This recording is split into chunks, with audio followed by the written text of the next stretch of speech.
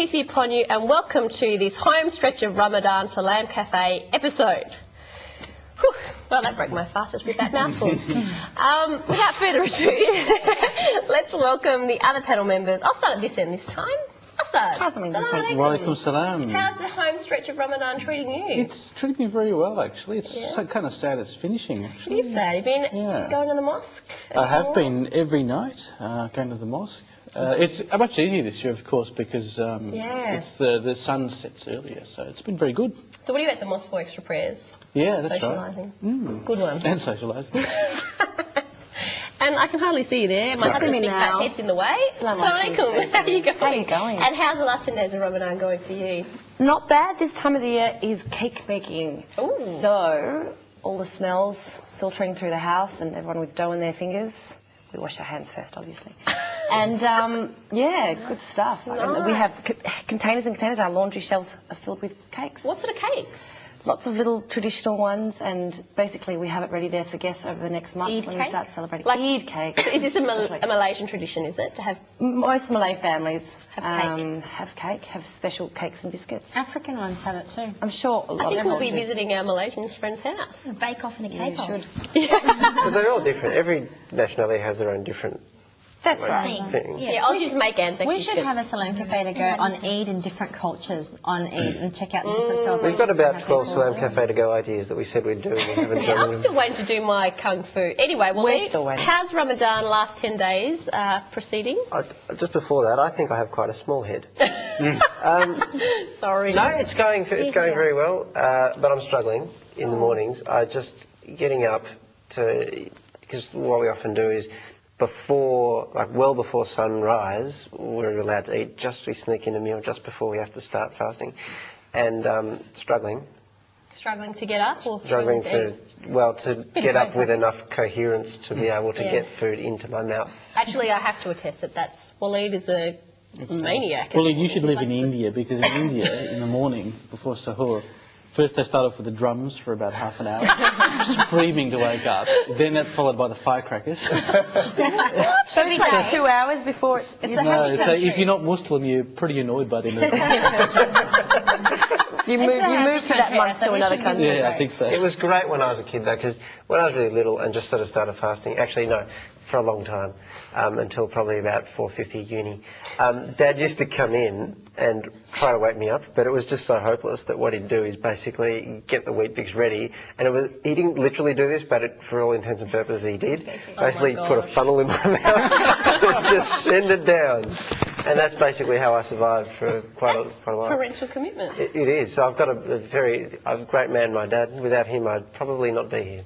What about you guys? How do you wake up for suhoor? Well, these days I wake up pretty early. I think when in Australia I used to have a hard time, but when I was overseas, when I was like on my own with no mum and dad, I'd become more aware. I would even wake up before the alarm clock went off because I'd have to wake up. It's a mindset, I think. And you're disciplined, I think, as well. I am now. You have to be. Yeah. Speaking of things totally unrelated, we've got a really exciting Salam Cafe Are you to going go. to say hello to Nazeem? Or are you Well, just gonna... no, time is upon us, so we're going to go to Salam Cafe to go. And I'd thank you not to cut the anchor off. Check it out. We'll be back after this groovy episode.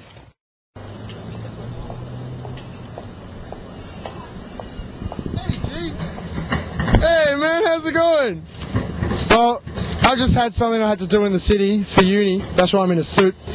So I guess while we're here, coincidentally, maybe we should just go talk to some random people about random things. We're in the middle of Ramadan, so I'm kind of hungry, but we can't eat anything. So I guess we're just going to have to see what I can do on an empty stomach.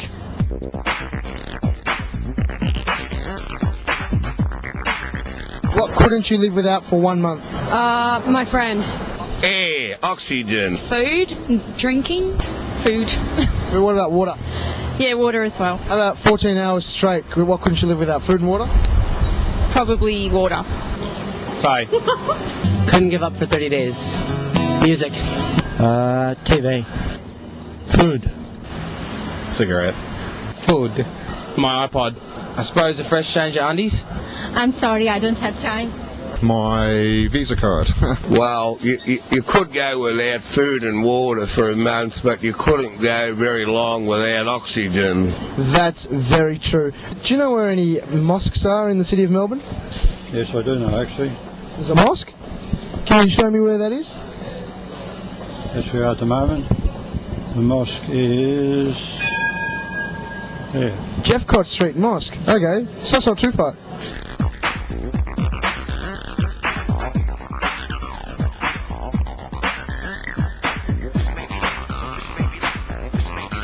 Gee, let's just go eat, man. I'm starving. Oh, man, we're fasting. We can't eat. We can't eat. We've got about 4 hours left. It's 2 o'clock, 2:30. We've got 4.5 hours left. So 4 hours left till it's breakfast time. And do you know what Ramadan is? Yes. What do you? The Muslim holy month, yeah. Yeah, fasting, right? Fasting between the daylight hours, yes. It's a month of fasting during the day, isn't it? And do you know what Ramadan is? No. They're supposed to fast from sunrise to sunset. And do you know what Ramadan is? No. Ramadan is basically a holy month where you sacrifice towards Allah. And basically you go through fasting while eating a big meal in the morning and the day. All right, show off.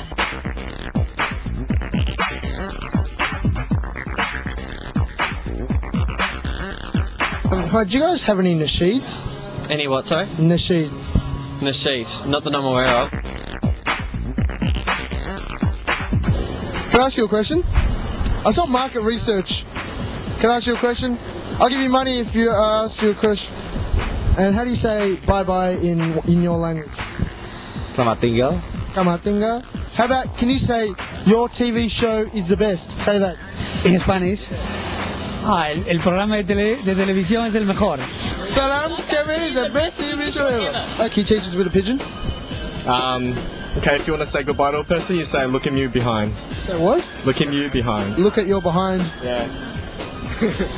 So the people just walk around going... Funny guy. Kidding. Alright, so look at your behind. See you later. Alright, cool.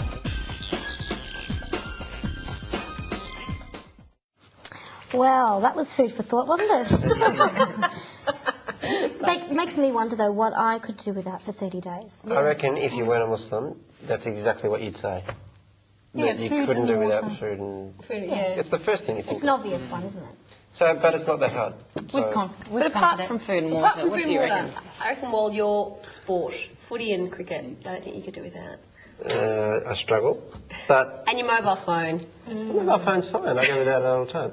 I think would be my lovely wife. Did I get out of that? At the risk of sounding like a lazy sod, my car. Yeah. You couldn't PT it? I need to drive everywhere. I could try, but trying to get to Springvale by 8:30 every morning, that could be a bit hard. I could do without a car. It'd be good not having a car, not having to drive. Be 16 again. I've already outed myself as a complete and utter book nerd, and yes, I know I'm so cool looking, it's probably hard to believe. I don't think I could do without reading any books. I think, actually, if I even had go for a day without reading, I get kind of twitchy. That magazine doesn't count. I don't think I could go without getting my emails, just checking my emails and just being connected. Being connected with the broader global world. community. That would be hard. I've got to say, if I wasn't on the net and I couldn't check my emails, I'd have major problems. Or if you Start could, twitching as imagine if you couldn't get on the net and download Salam Cafe. Imagine Could you imagine that? That is a tragedy. I don't know how you'd survive. That would just be illegal.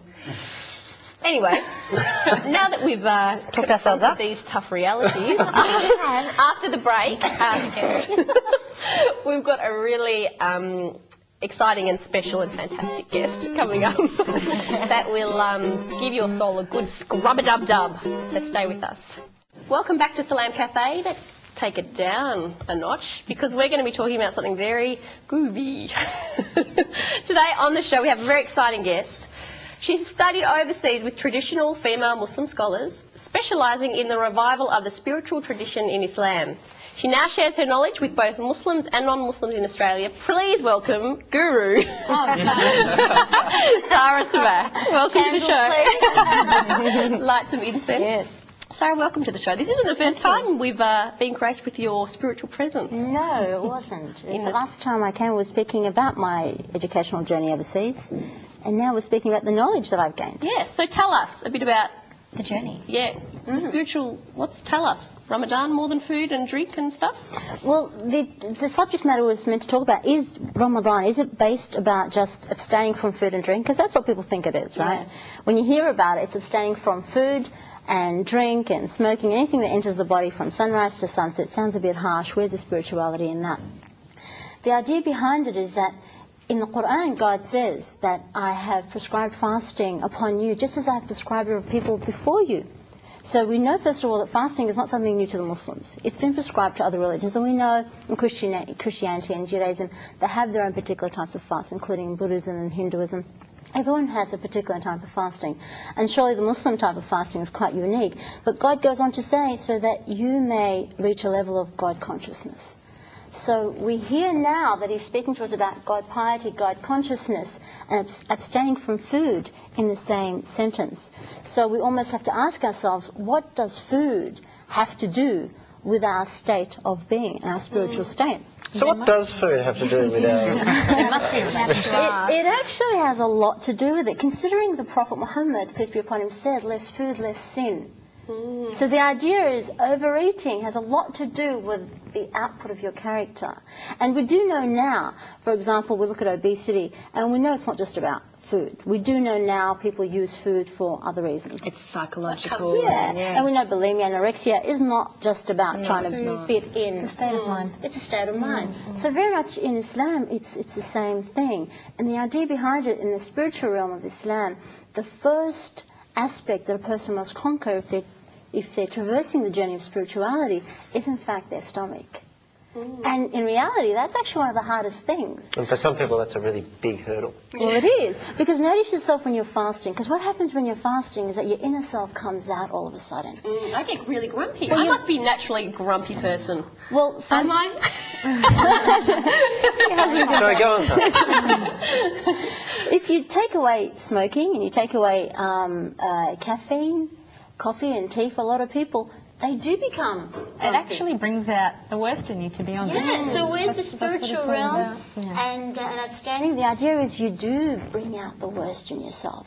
So the idea behind it is if you bring it out, you realize where you're using food as a comfort. And the idea behind it is to work those issues out one by one. And it's meant to be a spiritual retreat. The month of Ramadan is meant to be a spiritual retreat. And the Prophet, peace be upon him, went on to say in the meaning of the tradition, and that God does not need you abstaining from food and drink. That's not the purpose of it.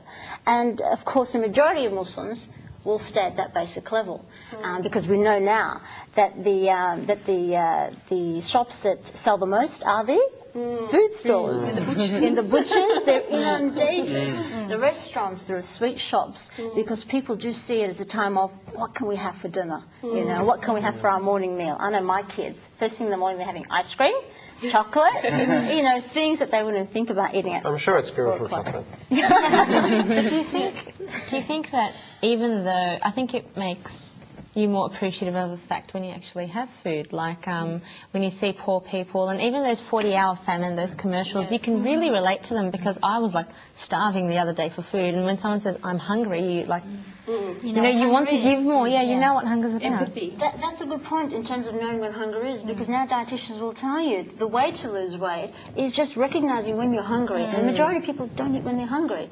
So what fasting does, empathy, that's one. If you take away the spiritual realm, empathy, you actually feel what does hunger really feel like? Because the majority of us living in the Western world do not know what hunger feels like. We eat because it's there. We eat And it's the time for us to listen to our bodies and be more aware of what's happening. And it all ties in, I guess, And physically that and philosophy spiritually. you're talking about is consistent with what we hear a lot of these lifestyle gurus talking about, Dr. Phil and Oprah.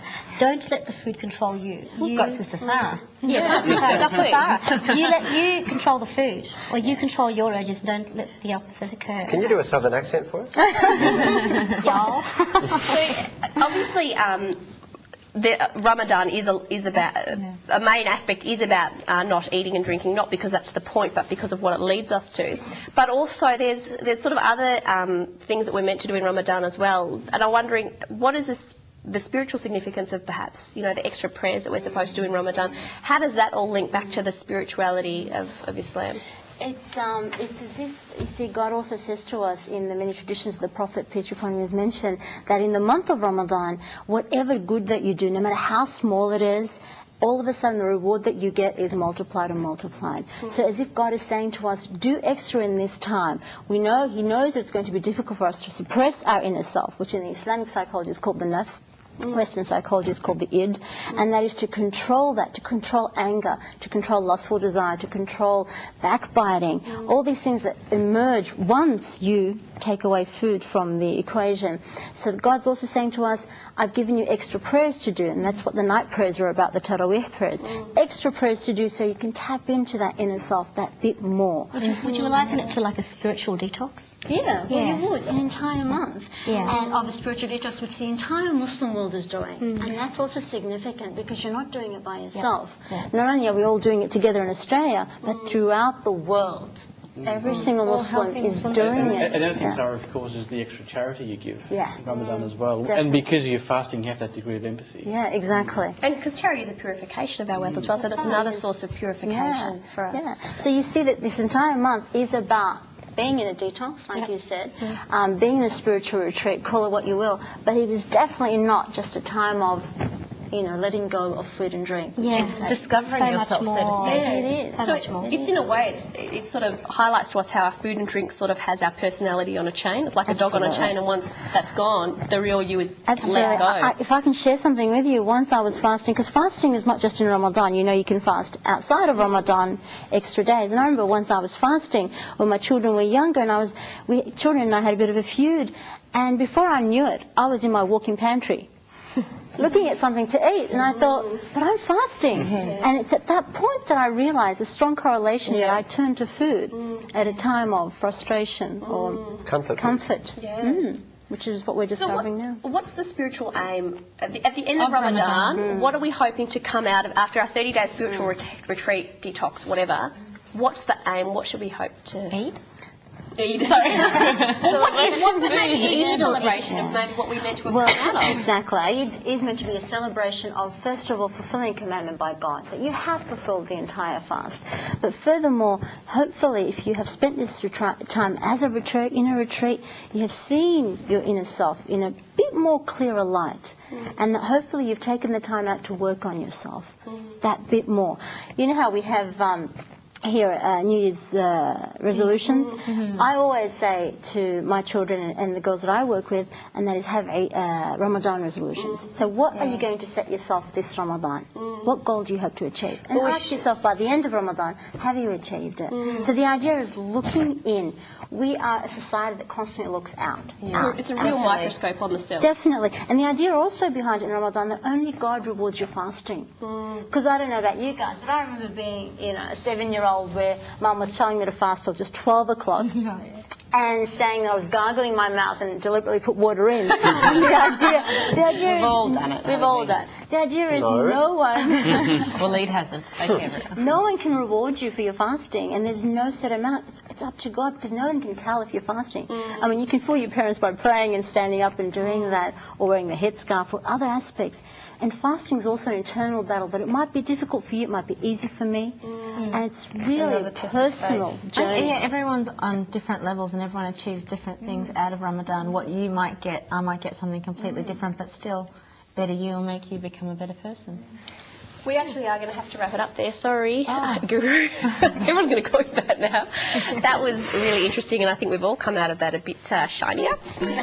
Stay with us after the break. We've got some more interesting discussions and more exciting info on Email of the Week. Stick around.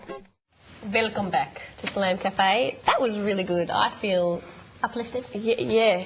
All I think that was really insightful because it just put like a different spin on things. Yeah, it is easy to get stuck up on the food and drink, and that's where it's at. Absolutely. So hopefully we can all get past that and I can get out of the kitchen for Waleed's sake as much as mine. Come on, that's just rough. Anyway, speaking of rough on Wal, Email of the Week. Yes, Email of the Week. Fantastic segment. Sorry about last week. We didn't actually give you a new topic. Wasn't that silly of us? But it was on the website for those of you who have been following us on there, and really that's the best way to follow us. And since most people answer by going via the website, I don't think it would have mattered that we didn't mention it anyway. So the question is and was, what is the one thing that you're always guaranteed to see at your Eid celebrations. And for me personally, it's double parked cars. You mean at the mosque? In the Yeah, morning. at the mosque. At So the mosque. yeah, so on the when we have Eid celebrations, early in the morning we have a big congregational prayer, and that to me has always been characterised by double parked cars. If there are not double parked cars, it's not the end of Ramadan, I'm afraid, and it's time to keep fasting. So, but I'm after yours. The moon sighting. That's right. I'm after yours, not mine. You just send me what you've got, and we'll probably read a winner out at some point, sometime in the future. Police cars in double park. Police cars usually turn up in the mornings to see all the double park cars. It's like a haven. If you were a parking inspector, I reckon you just get your year's quota, just turn up then. Well, they can mark their Islamic calendars by that. That's Like, you know, They probably do. The harvest. The harvest. I know that from memory. I remember when I used to go to the mosque for Eid prayer. I can recall embedded cake and biscuit crumbs in the carpet as a signature of that Ramadan. You know, Eid happened here. And just by checking the patches. The food is back. The food. Yes, literally. Speaking of Eid Day, because it's coming up, I want to know, how do we all celebrate? What are the different things we do with the fams? What are our traditions? What are the things we look forward to? I can tell you what, Susan, all of us would probably have food as a major part of that. Breakfast. We all get up and have breakfast. Feels a bit naughty, actually. Yeah, Ramadan's not about food or anything. No, we're past that because now it's about spirituality. That's right, yeah, it's nothing to do with food. And having said that, I had iftar with Waleed today, and I've got to say, he put some food away. Sorry, to bring that up. He's making up for sahur because in the morning Susan doesn't have a funnel. I know one of our Eid traditions is to get up early in the morning to go to the mosque for prayer, and one of the requirements for that is obviously that you dress well. But with 3 kids and running behind time madly, I tend to put the kids in their Eid clothes at night before they go to bed. That's just between you and me. No, you're not the only one. And all of our viewers as well at home. No, That's a really good idea. So in the morning, it's just, you save that extra 15 minutes. A little bit of crease here and there, but apart from that, everyone's creased. all set. Well, they're going to crease it within 3 seconds anyway. True, they're kids. Exactly. We normally have a barbecue, Walsh family. Enough an Eid barbecue comes out. Has to involve cricket. That's an Australianised Eid. Yeah, yes it is. That's us. Aussie fight. No, it's not just And Australian. Barbecue. Not only Australian. Well, the next time they see us on Salam Cafe, they'll actually find out what we did do. Yes, presents and whatnot. Now, you heard something about an Irish... Now, when I was in Dublin, I just remember going to the mosque on Eid, and the Imam announced after the Eid khutbah that they were going to the zoo, which is a strange place to go on for Eid. But having said that, you guys got married in a zoo, so... And that's a story for another time. I think we're getting the roll. So happy Eid, everyone. Merry Ramadan and a happy new Eid to you all. Hope it's a great day with no double parked cars or infighting on the board at the mosque. We will be back next week with the winner, the grand winner of the email competition. And food. But it's not about the food. That's right. Take care.